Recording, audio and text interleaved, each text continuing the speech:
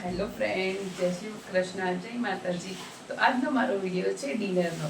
જી હા મિત્ર, તો આજે અમે ડિનરમાં ટિફિનમાં બનાવશું થેપલા, રાયતું અને બિરયાની. તો કઈ રીતે બનાવ્યું છે તેનો ફૂલ વિડીયો આ બ્લોગમાં છે અને એની સાથે આપણે સૂકી ભાજી પણ બનાવવાના છે. તો ફૂલ બ્લોગ જોવાનું ના ભૂલતા. તો ચલો હું તમને બતાવું મારી નવી રેસિપી.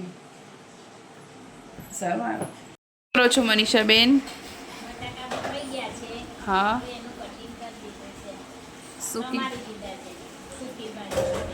તો સૂકી ભાજીની તૈયારી થઈ ગઈ છે એવું ને? સારું, ચલો તો હવે આપણે તેનો વઘાર કરશું. સૂકી ભાજી બનાવવા માટે મેં લઈ લીધું છે ખાસ તેની વસ્તુઓ. આ છે સિંગદાણાનો ભૂકો.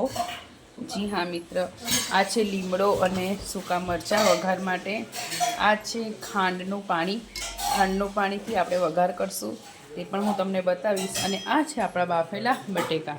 તો હવે મિત્રો આ બધી જ વસ્તુ રેડી છે. હવે શું ખૂટે છે તો સૂકા મરચાં. મનીષાબેન, સૂકા મરચાં જલ્દીથી કરી આપજો, એટલે સૂકા મરચાં થઈ જાય પછી આપણે કરશું સરસ રીતે સૂકી ભાજીનો વઘાર. હેલો ફ્રેન્ડ્સ, તો હવે આપણે બનાવશું સૂકી ભાજી. તો કઈ રીતે બનાવીએ છીએ ત્યાં વિડીયોમાં છે. તો પહેલાં તો મેં લઈ લીધું તપેલું. આ સૂકી ભાજી ગુજરાતી સ્ટાઇલમાં છે. ગુજરાતી હોટલોમાં અને તમે બહાર રેસ્ટોરન્ટમાં જાઓ છો અને સવારે નાસ્તા કરવા ઊભા રહો છો ત્યાં કેવી સૂકી ભાજી, એવી સૂકી ભાજી હું બનાવું છું. તો મિત્ર, તમે આ સૂકી ભાજીને જો અંદર રાઈ નહીં નાખો તો તમારી ફરાળમાં પણ એવું થાય તેવી સૂકી ભાજી બનાવશો.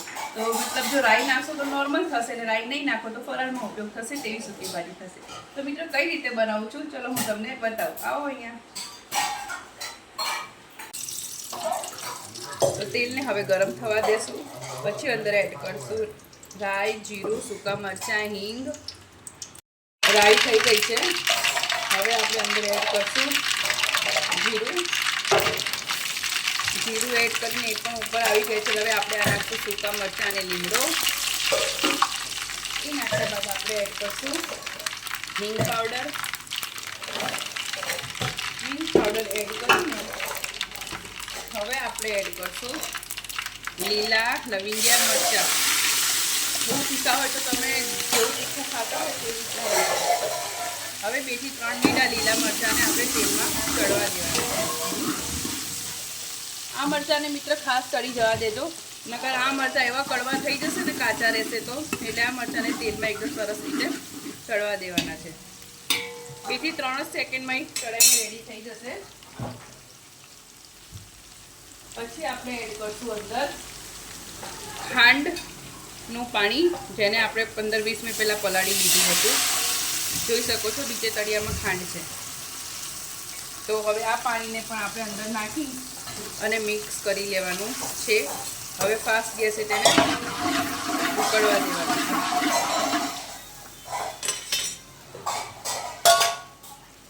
આ રીતનું તમે જ્યારે બનાવો ત્યારે આ રીતનું અંદર મિક્સઅપ થઈ જવું જોઈએ પાણીનું.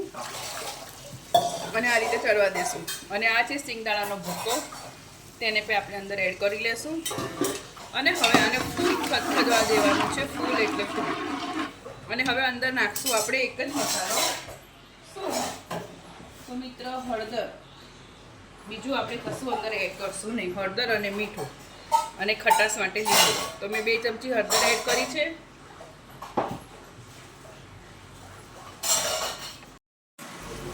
અને 2 ચમચી મીઠું એડ કર્યું છે. મિક્સ કરી લેશું હવે આ રીતે કંઈક. જો કઈ રીતનું સરસ થઈ ગયું ને. હવે અંદર બાફેલા બટેકા આવશે એટલે તમે સૂકી ભાજીનો ખાલી એક નજારો જોઈ લેજો. ત્યાં બેઠા બેઠા જ ખાવાનું મન થઈ જશે તેવી સૂકી ભાજી આપણે બનાવશું. જી હા મિત્ર, અમારી સૂકી ભાજી અને થેપલા અમારા સીવમ ટિફિનના સ્પેશિયાલિસ્ટ છે. હેલો ફ્રેન્ડ્સ, તો તમે જોઈ શકો છો બધું પાણી આ રીતે ખદખદવા માંડ્યું છે. ખાંડનું પાણી પણ બધું મિક્સ થઈ ગયું છે.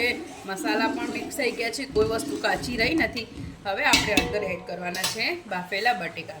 તો બાફેલા બટેકા એડ કરીને પછી આપણે અંદર નાખવું ધાણા જીરું અને ગરમ મસાલો. એટલે થઈ જશે આપણી સૂકી ભાજી. અને થોડીક ખટાશ માટે લીંબુ. તો લીંબુ નાખી અને ગરમ મસાલો નાખી અને ધાણા જીરું નાખીને અને ધાણા નાખીને થઈ જશે આપણી સૂકી ભાજી કમ્પ્લીટ. બટેકા પણ બાફેલા રેડી છે. તો હવે આપણે અંદર એને એડ કરવાના છે. આ રીતે બધા જ બટેકાને આપણે અંદર એડ કરી લેશું. અને મેં શું નાખવાનું કીધું હતું અંદર?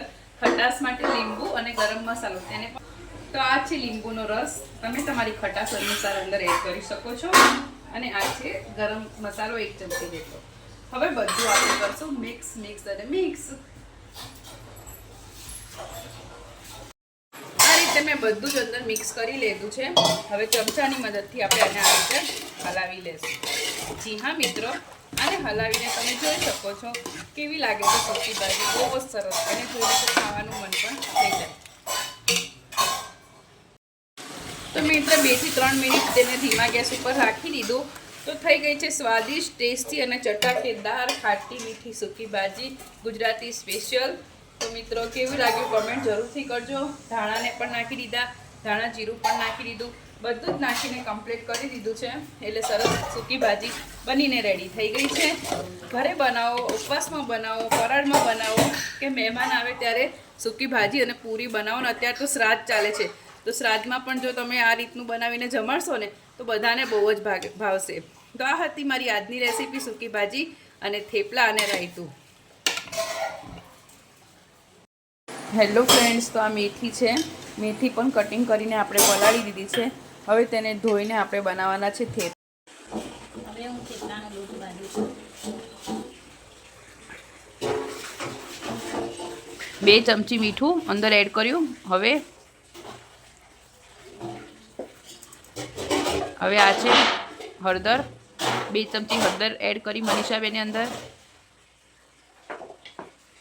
મરચું આપણે ઓછું નાખશું, કારણ કે લીલા મરચાં ને આદુ લસણની પેસ્ટ આપણે વધારે નાખશું. ઓકે, હવે મનીષાબેન અંદર આ નાખશે આદુ મરચાં લસણની પેસ્ટ. લીલા મરચાં બહુ તીખા છે એટલે સ્વાદ અનુસાર નાખશે, બરાબર. પછી અંદર એડ કરશે મેથી. ધોવાઈ ગઈ છે કમ્પ્લીટ સરસ રીતે. ઓકે, તો હવે ચાલો નાખો. વાહ વાહ, મેથી એ સરસ છે, લોટે સરસ છે. અરે આજે તો થેપલા બહુ સરસ રીતના થવાના છે એવું લાગે છે.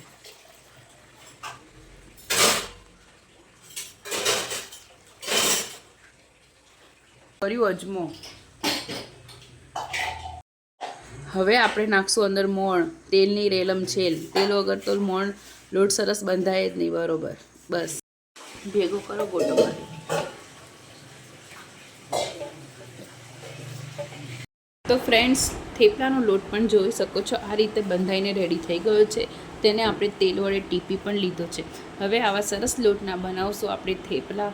આ મિત્રો, આ થેપલા બનાવેલા તમે 5 દિવસથી 6 દિવસ સુધી જો ખાઓ ને તો પણ એવા જ રહે છે. કારણ કે તમે જોયું છે મેં કેટલું બધું મોણ નાખ્યું છે. તો મિત્ર, આટલી બધી શુદ્ધતાથી તો તમને કોઈ હોટલમાં કે ક્યાંય જોવા ના મળે. પણ શિવમ ટિફિન સર્વિસમાં બધું અવેલેબલ છે. તો મિત્રો, તમે જરૂરથી અમારા વિડીયોને લાઇક કરજો અને આ રીતના થેપલા ઘરેથી બનાવજો. જો કેટલું લસણ ને આ તે બધું જ નાખીને સરસ રીતે બનાવ્યા છે થેપલા. અને તેલને પણ 5 થી 10 મિનિટ સુધી તેલ નાખીને લોટને પણ આવી રીતે ટીપ્યો છે. તો મિત્રો, હવે બનાવશું આપણે થેપલા આવી રીતે. એવી રીતે બનાવીએ છીએ અમે થેપલા દૂરથી, કે અમારા ઘરવાળા અમને જમાડીએ, એવા બધા કસ્ટમરને પ્રેમથી જમાડીએ.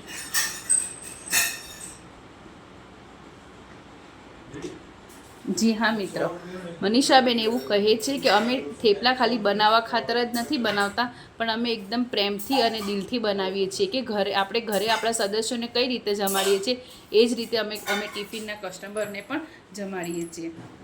એટલે એવું કહેવા માંગે છે કે અમે દિલથી બનાવીને દિલથી જમાડીએ છીએ, કે પ્રત્યેક જે પણ માણસ ખાતું હોય તે ખાતા તેને તેમના ઘરની યાદ આવે અને તે ખુશીથી અમારું ટિફિન ખાય. બિરયાની બનાવવા માટે પછી મેં કડાયું લઈ લીધું. તેમાં સૂકા મરચાં, તજ અને વટાણા નાખીને પછી તેને થોડી વાર 5 મિનિટ થવા દીધા. વટાણા થઈ ગયા તે પછી મેં અંદર એડ કર્યું ફણસી, ગાજર અને ડુંગળી. તેને એડ કરીને 3 થી 4 મિનિટ મેં એને ચડવા દીધું. તે તો કમ્પ્લીટ ચડી જાય પછી અંદર આપણે બિરયાની મસાલો, હળદર, મીઠું તે બધું એડ કરીને તેને મિક્સ કરી લેશું. મિક્સ કરીને 2 થી 3 મિનિટ સુધી મસાલાને ચડાવી લેશું. જી હા મિત્ર, ચડી જાય પછી આપણે અલગથી બનાવેલો જે ભાત હતો તેને આ રીતે આપણે અંદર એડ કરી લેશું. તો મેં પણ બધો મસાલો ચડી ગયો પછી મેં અંદર એડ કરી દીધો જે આપણે અલગથી ચડાવેલો હતો ભાત. તો એ નાખીને પછી બધું મિક્સ કરી દીધું. અને પછી આ છે બિરયાની મસાલો, તજ મસાલો અને આ છે ચાટ મસાલો, તે નાખીને થઈ ગયું રેડી છે મારા સ્વાદિષ્ટ થેપલા. આ છે બિરયાનીની સાથે આપણે આપશું ટિફિનમાં આજે રાયતું. યસ, આ છે ગ્રીન ચટણી, એકદમ ટેસ્ટી, ખાટી અને મીઠી. અને આ છે આપણી સૂકી ભાજી. તો મિત્ર, કેવું લાગ્યું આજનું મારું ફૂલ ડિનર? હેલો ફ્રેન્ડ્સ, જય માતાજી. તો અત્યારે છે આજનો વિડીયો મારા ડિનરનો. તો મેં ડિનરમાં શું બનાવ્યું છે તો ચલો તમને બતાવું. તો આજે સ્પેશિયલ ડિનરમાં છે આપણા મેથીના સરસ મજાના થેપલા. તેની સાથે છે આજે સૂકી ભાજી અને ગ્રીન ખાટી મીઠી ચટણી, બહુ ટેસ્ટી છે. આ છે દહીંનું ખાટું રાયતું અને આ છે બિરયાની. તો કેવો લાગ્યો મિત્ર આજનું મારું ડિનર? જો તમને ખાવાનું ઈચ્છા થાય તો જરૂરથી આવજો અને મારી ફૂલ યુટ્યુબમાં આની રેસીપી શેર કરી હતી તેને જરૂરથી જોજો. બાય.